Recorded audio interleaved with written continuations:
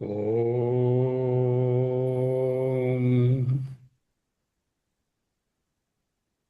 ఓం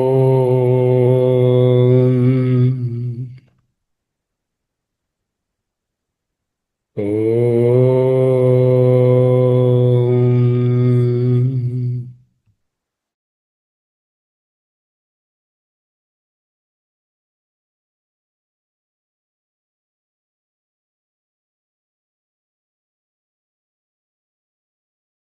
స్థిర సుఖమాసనం. అహమస్మి, అహమస్మి, అహమస్మి. ఈశ్వరః సర్వభూతానాం హృద్దేశే అర్జున తిష్టతి భ్రామయన్ సర్వభూతాని యంత్రారూఢాని మాయయా.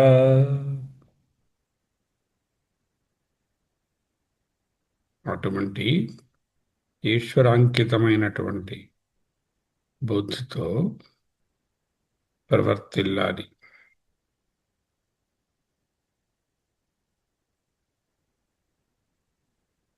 మన హృదయమే కేంద్రంగా కలిగినటువంటి ఈశ్వరుడు సర్వభూతముల యందు స్థితుడై ఉన్నటువంటి ఈశ్వరుడు సర్వభూతములను తన మాయచే భ్రమింపచేస్తున్నాడు. ఆ మాయ ఏమిటి? గుణాలు. ఆ గుణాలు ఎలా ఎక్స్ప్రెస్ అవుతాయి? కర్మల ఫలితంగా ఎక్స్ప్రెస్ అవుతాయి. అంటే ఆ భ్రమ, ఆ భ్రాంతి, ఆ తిరగడం అనేది గుణోపేతము. గుణములు మాయోపేతము. ఈ అవిద్య లేక మాయలో జీవుడు తిరుగుతూ ఉంటాడు. ఈశ్వరుడు తిప్పడు. నిజంగా పరమేశ్వరుడు ఆయన త్రిప్పేవాడు కాదు, త్రిప్పకుండా ఉండేవాడు కాదు, తిరిగేవాడు కాదు. నైవ కుర్వన్ నకారయన్ భ్రామయన్ జీవా. త్రిప్పుతున్న వాని వలే ఉంటుంది ఈ చైతన్యం. ఏం చేయాలి? ఇంకా కన్క్లూడ్ అయిపోతున్నది.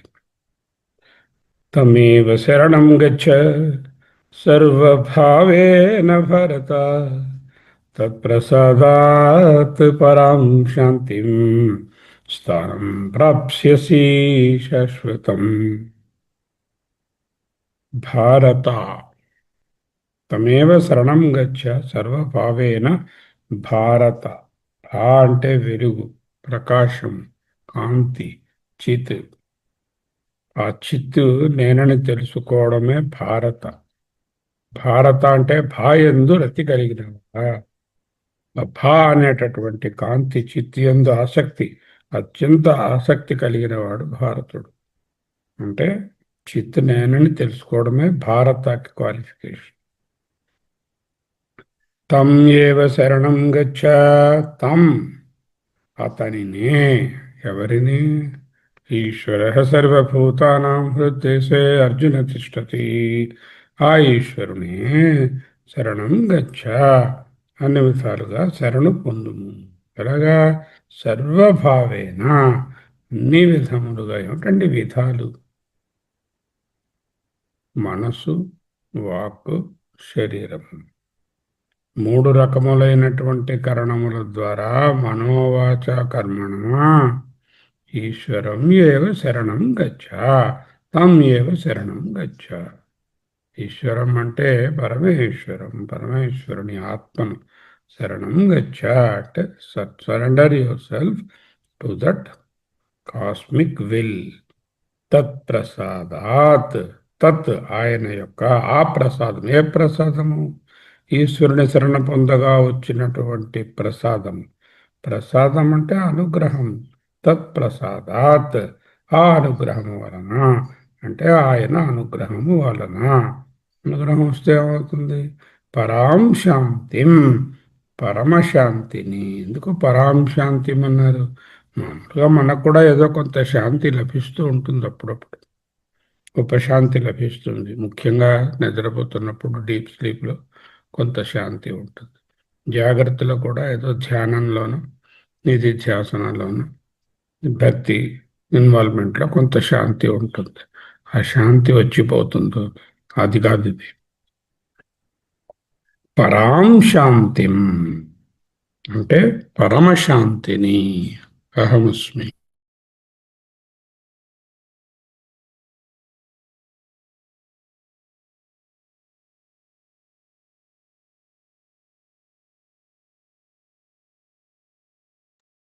ఆ పరమశాంతి అంటే ఏమిటో చెప్తున్నారు. శాశ్వతం స్థానం, శాశ్వతమైనటువంటి పదమును, నశ్వరమైన పదము. ప్రాప్స్యసి పొందగలవు, ఫ్యూచర్ టెన్స్లో ఉంది. ఎందుకు? ఇప్పుడే కర్మయోగం ముగించారు. కర్మయోగాన్ని సంక్షిప్తంగా అంతా చెప్తూ ఎన్నో మార్లు చెప్పారు. ఈ అధ్యాయం స్టార్ట్ అయిన దగ్గర నుంచి 1 నుంచి 12 వరకు కర్మయోగం, మళ్ళీ 41 నుంచి 49 వరకు కర్మయోగం, మళ్ళీ 56 నుంచి 62 వరకు కర్మయోగం. ఇన్ని విషయాలు చెప్తూ జ్ఞానయోగాన్ని 13 నుంచి 17 వరకు, 50 నుంచి 55 వరకు జ్ఞానయోగాన్ని చెప్పారు. అంటే కర్మయోగమా జ్ఞానయోగమా ఉన్నవి రెండే మార్గాలు, కర్మయోగము జ్ఞానయోగము. రెండు మార్గాలలో మళ్ళీ మళ్ళీ మళ్ళీ మళ్ళీ వాటిని క్రోడీకరిస్తూ 1:12 to 41, 49, 1 నుంచి 12 వరకు, 41 నుంచి 49 వరకు, 56 నుంచి 62 వరకు కర్మయోగాన్ని మళ్ళీ గట్టిగా చెప్పారు. శరణ పొందు, ఈశ్వరుడే శరణ పొందు, ఈశ్వర అర్పణ బుద్ధితో ఉండు, ఈశ్వర ప్రసాదంగా స్వీకరించు, ఈశ్వరుడే నిన్ను అన్ని విధాలుగా నడిపిస్తున్నాడు అంటూ. జ్ఞానయోగాన్ని మళ్ళీ 2 మార్లు తీసుకొచ్చారు. 13 నుంచి 17 వరకు, 50 నుంచి 55 వరకు జ్ఞానమే పరాకాష్ట అంటూ చెప్పారు. ఈ శ్లోకంలో కర్మయోగాన్ని క్లోజ్ చేస్తున్నారు 62వ శ్లోకంలో. తమేవ శరణం గచ్చ సర్వభావేన భారత, తత్ప్రసాదాత్ పరాం శాంతిం స్థానం ప్రాప్స్యసి శాశ్వతం. భగవత్పాదులేమన్నారు?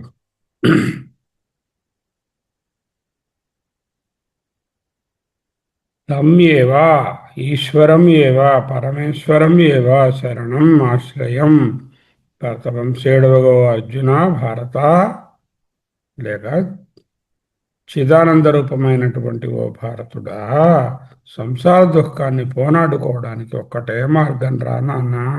నీ యొక్క స్థితిలో ఉన్నవాడికి ఆ మార్గం ఏమిటి? ఈశ్వరుని సర్వ విధాలుగా శరణచొచ్చు.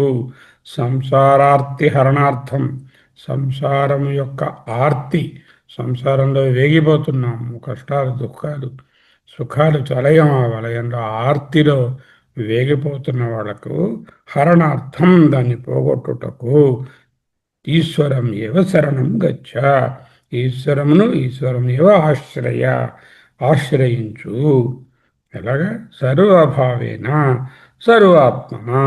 సర్వభావేన అంటే మనోవాక్కాయ కర్మలచే సర్వ విధములుగా, అన్ని విధములుగా, అన్నిటి యందు, ఆల్వేస్, ఆల్వేస్, ఆల్వేస్, ఆల్వేస్, 3 వేస్ ఉన్నాయి.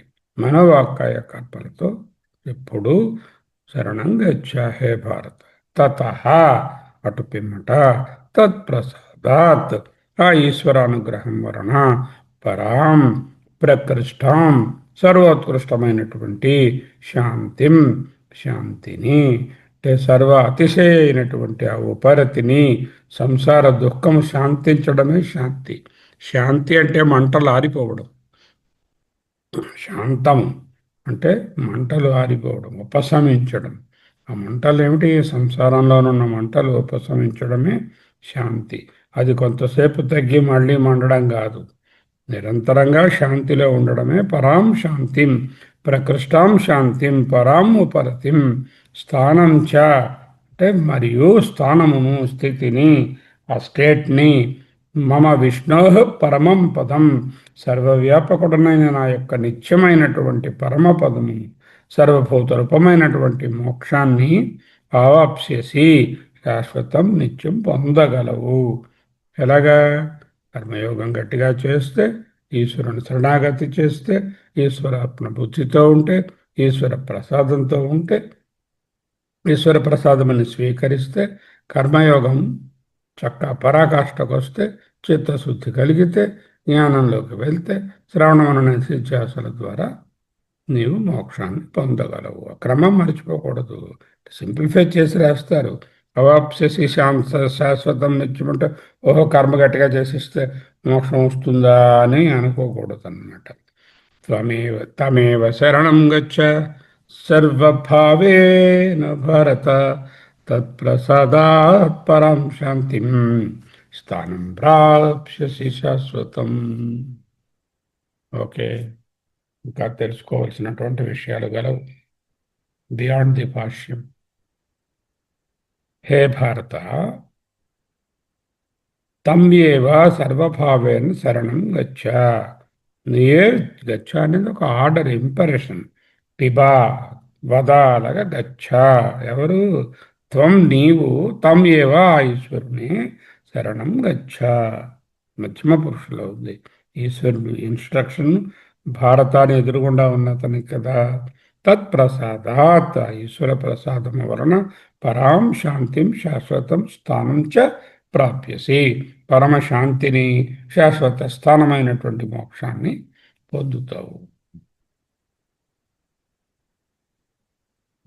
జీవులందరి హృదయంలోనూ భగవంతుడు కొలువై ఉన్నాడు.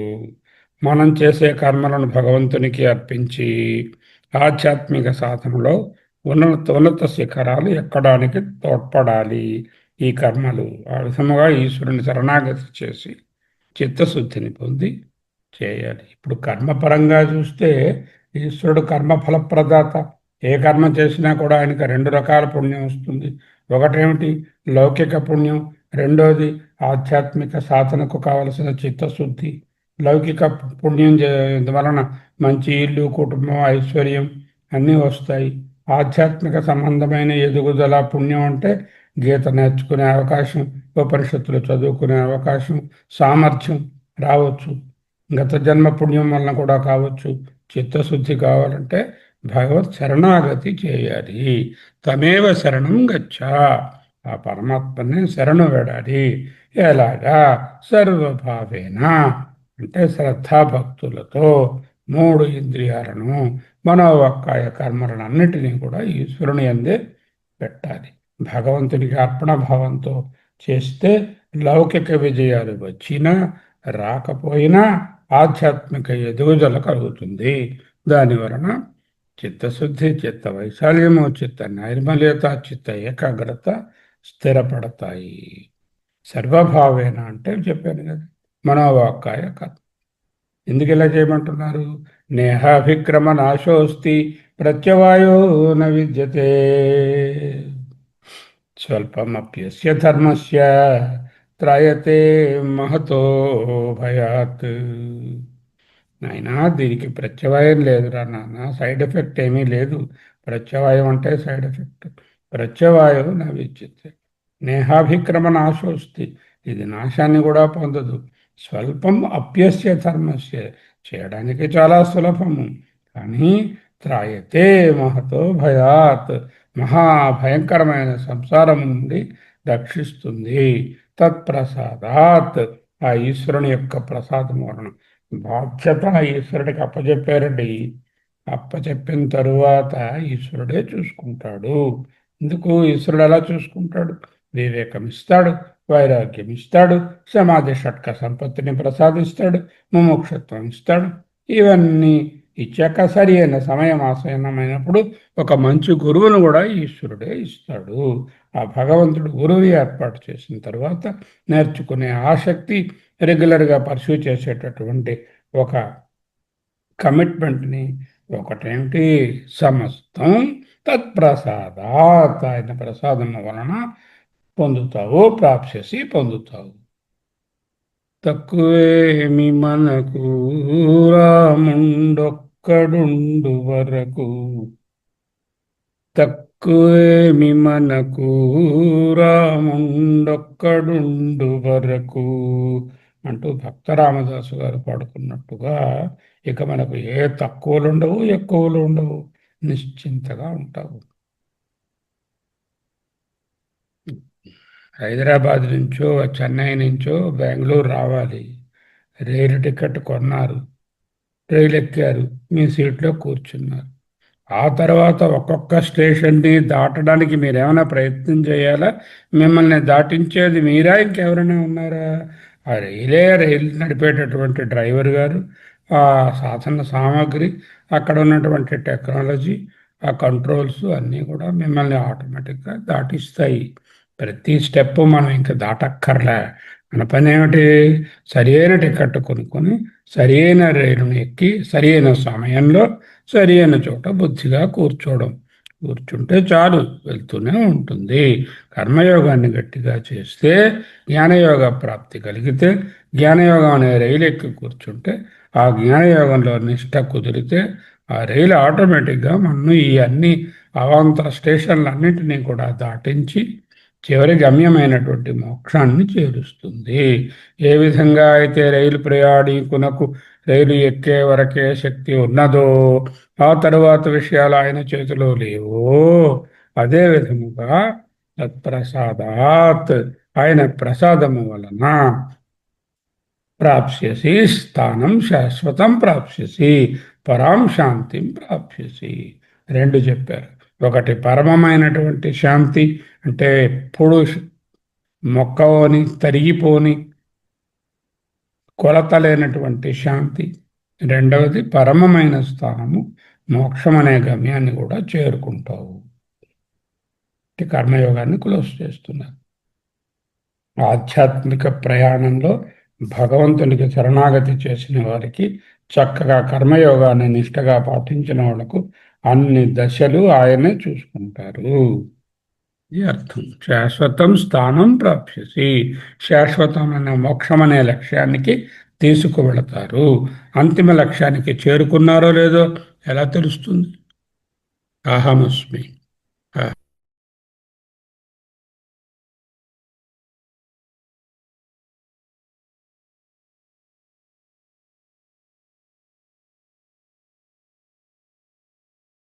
అంతిమ లక్ష్యానికి చేరుకున్నానో లేదో ఎలా తెలుస్తుంది? శరీరంలో ఏమైనా మార్పులు వస్తాయా? బాగా మెరుస్తూ ఉంటుందా శరీరం? చుట్టూ రింగులాగా లైట్లా ఆరా వస్తూ ఉంటుందా? జ్ఞానం రాగానే జ్ఞాని వెనకాల ఒక ఆరా ఉన్నట్టు బొమ్మ వేసినట్టు వస్తుందా? అలా ఏం రాదు. No physical change will occur. Only the attitude change will occur, mental change will occur. What is that? పరాం శాంతిం ప్రాప్యసి, అంటే శ్రేష్టమైనటువంటి శాంతిని పొందుతావు. అంటే ప్రశాంతత, ప్రకృష్టమైన శాంతత. ప్రకృష్టమైన శాంతత అంటే ఏమిటి? What should be that? సమతుల్యత, ఈక్వనామిటీ అండ్ ఈక్వాలిటీ. ఇవి మోక్ష యొక్క లక్షణాలు. మోక్ష లక్షణం ఏమిటి? సమబుద్ధి, సమతౌల్యం, ఈ సర్వత్రా సమభావం. దాని వలన ఈక్వాలిటీ అండ్ ఈకనామిటీ అనే ఉంటేనే ప్రశాంతత వస్తుంది. ప్రపంచోపశమం శాంతం శివం అద్వైతం చతుర్థం తురీయం చ ఆత్మా స విజ్ఞేయ. అది నీవే అని తెలుస్తుంది. కాకపోతే వచ్చేటటువంటి దశలు ఏమిటేమిటి మర్చిపోకూడదు. ఏమిటా దశలు? విహిత విధిత కర్మలు, ordained duties as per scriptures and law and order. ఆ కర్మలు చేసుకుంటున్న వాటిలో కామ్య కర్మలు, వాటిని వదలాలి. కామ్య కర్మలు కాకుండా నిష్కామ కర్మలు, అంటే స్వార్థం కోసం ఫలం కోసం కాకుండా ఇతరుల ప్రయోజనం కోసం కర్మలు చేయడం నిష్కామ కర్మ. నిష్కామ కర్మలో కర్మయోగం, ఈశ్వరార్పణ బుద్ధి, ఈశ్వర ప్రసాద బుద్ధి. తద్వారా వచ్చేటటువంటిది ఏమిటి? చిత్తశుద్ధి, చిత్త వైశాల్యం, చిత్త నైర్మల్యత, ఏకాగ్రత. ఆ తర్వాత గురు ప్రాప్తి. ఆ గురువు దగ్గర చాలా కాలం శ్రవణము మననము జరుగుతాయి. తరువాత జ్ఞాన ప్రాప్తి, జ్ఞాననిష్ట, నైష్కర్మ్య సిద్ధి, మోక్ష ప్రాప్తి. ఇవి దశలు, స్టేషన్లు ఈ ప్రయాణంలో. ఆ స్టేషన్లన్నీ కూడా నిష్కామ కర్మయోగంతోనే స్టార్ట్ అవుతాయి. అది బోర్డింగ్ పాయింట్. ఎండింగ్ పాయింట్ ప్రశాంతత, సర్వసమత్వ భావము, అదే మోక్షం. భగవంతుని మీద శరణాగతితో పూర్తి రెస్పాన్సిబిలిటీని ఉంచుతూ మనము చేయవలసినటువంటి కర్మలను కర్మయోగంగా మలుచుకొని చేయడమే సాధనము అంటూ 56 నుంచి 62 శ్లోకాలు కర్మయోగం యొక్క సారాంశముగా ముగించారు. 18వ అధ్యాయంలో భగవానుడు గీత యొక్క బోధా సారాంశాన్ని క్రోడీకరిస్తున్నారు. ప్రధానంగా 2 సాధనలు ఉన్నాయి, 2 మార్గాలు. ఏమిటి? కర్మయోగము, జ్ఞానయోగము. అది ఇదా అదా అని కాదు, దీని తరువాత అది. జ్ఞానయోగానికి రాని కర్మయోగము నిష్ఫలము. కర్మయోగము లేనిదే జ్ఞానయోగ ప్రాప్తి ఉండదు. Understand again. There are 2 important steps. These are not parallel steps. These are sequential steps, one after the other. You cannot become a Jnana Yogi or Jnana Nishtha directly without Chitta Suddhi, Chitta Ekagrata or Jnana Yogiya Prapti. దానికి ఏంటి కావాలి? నిష్కామ కర్మయోగం కావాలి. నిష్కామ కర్మయోగము పాటించి చిత్తశుద్ధిని కలిగించుకొని జ్ఞానయోగ్యత ప్రాప్తిని పొంది అధికారిత్వాన్ని పొంది క్వాలిఫై అయ్యి జ్ఞానయోగంలో ప్రవేశించాలి.